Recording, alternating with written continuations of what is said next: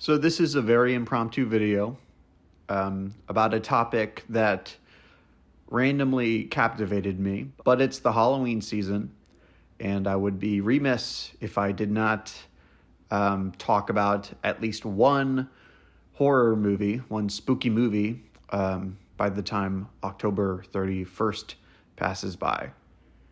And I'm talking about today's movie because it's a movie that really captivated me when I first saw it and has always quietly been, I think, one of my go-to examples of the genre.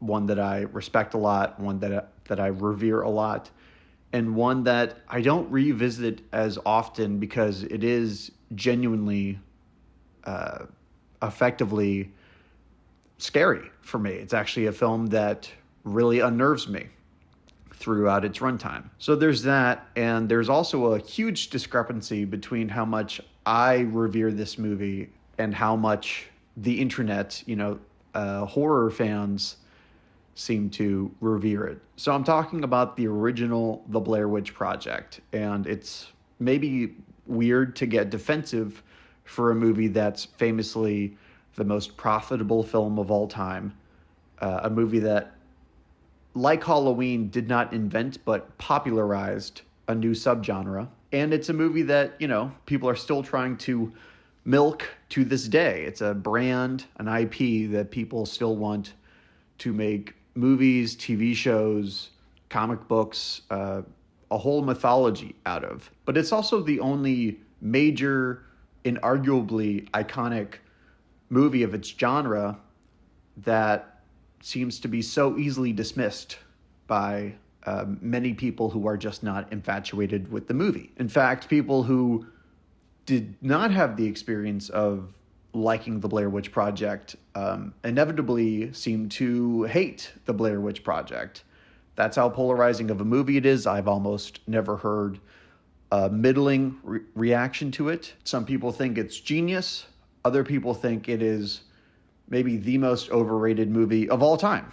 And with the amount of money that the movie made, and with how spontaneous the whole project clearly was, it was not scripted. It was a really unique production in that the three characters we follow in the movie were sent out to the woods and were really put in extremely terrifying situations, and they really film themselves. So with that, it's easy to just not see the work that went into the Blair Witch Project. It doesn't sound refined or calculated the way that other masterworks, have that stamp of authorship. John Carpenter, Wes Craven, Sam Raimi, they're directors who you can see them sculpting the movie. You can see their craftsmanship, their handiwork, and you can see their signature on it. The Blair Witch Project feels anonymous. It feels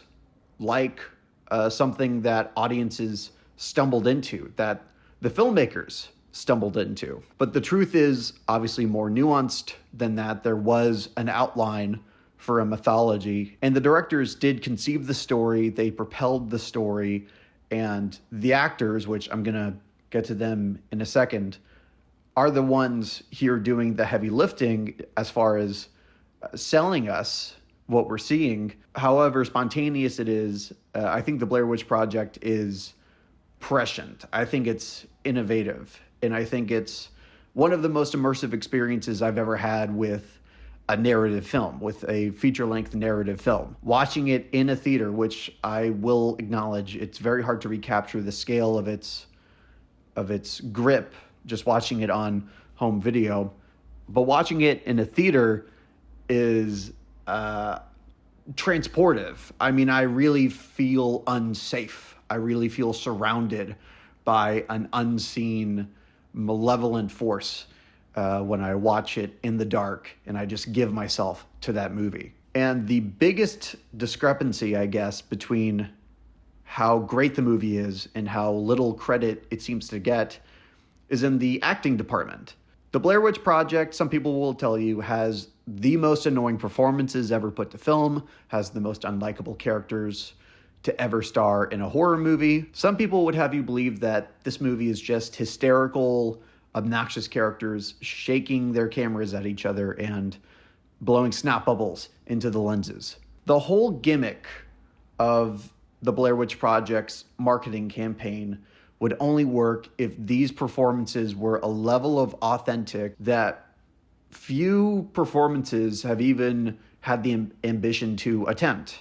Heather Donahue, the star of this movie, was famously nominated for not an Oscar, but a Razzie. I'm really glad that I think people have turned on the Razzies in a big way. I get how the Razzies seems like harmless fun when they're taking shots at huge studio movies, huge stars, people who can, they can take it. They can take a joke. But a lot of the time, the Razzies were just bullying like independent filmmakers, low-profile actors, sometimes child actors. And I don't think, unfortunately, that in 1999 people gave much pushback to Heather Donahue's nomination there.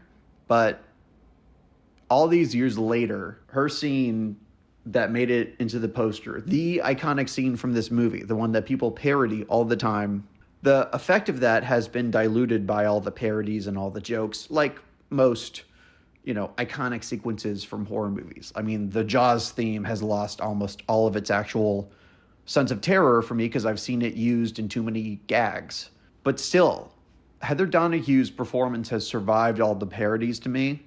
And I mean, my brain knows I'm not watching this, but the way I react viscerally is that I'm watching the final moments of a snuff film or, actual footage of a missing person. It's hard to vouch for that kind of authenticity in any kind of critical way. It is something visceral. It's something that you feel on a gut level, and some people don't feel it. But I think we can judge the fact that people were genuinely fooled by this movie.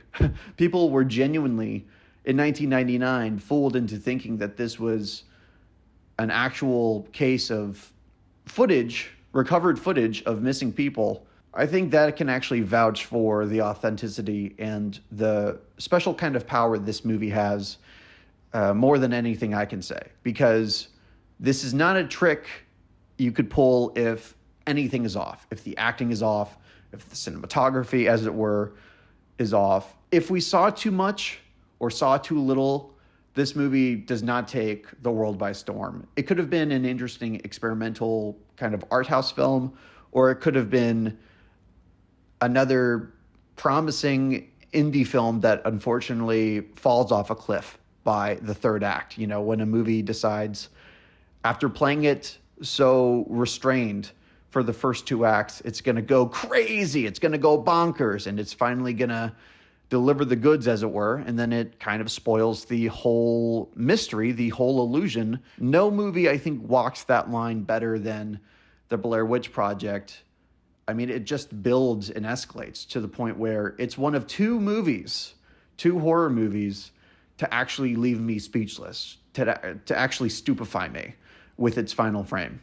And the other movie, of course, to do that for me is the Texas Chainsaw Massacre. I wanted to kind of sum up the Blair Witch Project by saying that I think it's the Gen X answer to the Texas Chainsaw Massacre. That's another movie that presented itself as based on a true story. It was filmed in this cinema verite style to evoke authenticity. It wasn't trying to trick people that they were watching a snuff film, but it did have that dangerous quality to it. Blair Witch Project takes it a step further. It actually takes the unfiltered danger of the Texas Chainsaw Massacre, but it puts us in the direct POV of our characters, which to me just enhances all of those qualities. Now, it doesn't make it very rewatchable. It's not a movie you put on at a Halloween party, right? If you're watching the Blair Witch Project, you better be ready to either be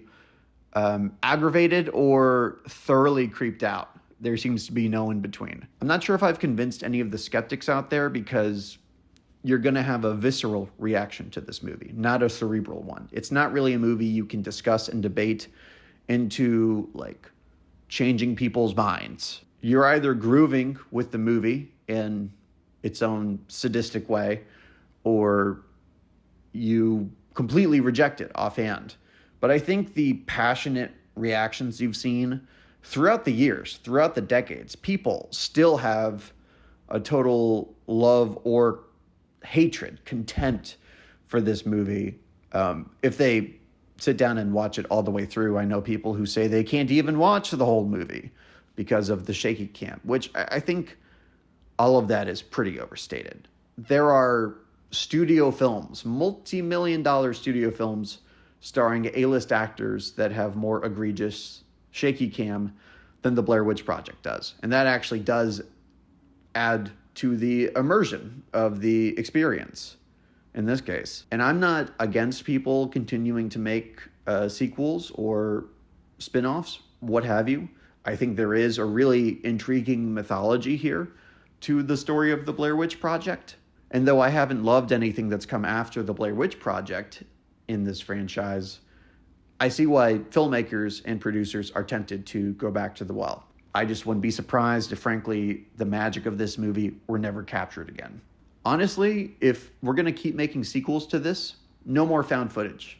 I know that's something that really upset people about the Blair Witch Project too, but I actually think that's one of the smarter things that movie did. Do a Texas Chainsaw Massacre 2 and go in a completely different direction using the same mythology. You can't replicate accidental genius, and I do think that's what happened with the Blair Witch Project. So let's take another swing at this idea and see what happens with it. I'd be much more interested in giving a really creative filmmaker free rein to use the Blair Witch Project as their sandbox rather than tether them to a format that, was devised to tell a very specific story a very specific way. All right, thanks guys for watching. If you like this video, like and subscribe. I will try to continue making more content in the future. It might just be an excuse for me to talk about horror movies, but if you're down for that, then yeah, keep an eye out for more content in the future.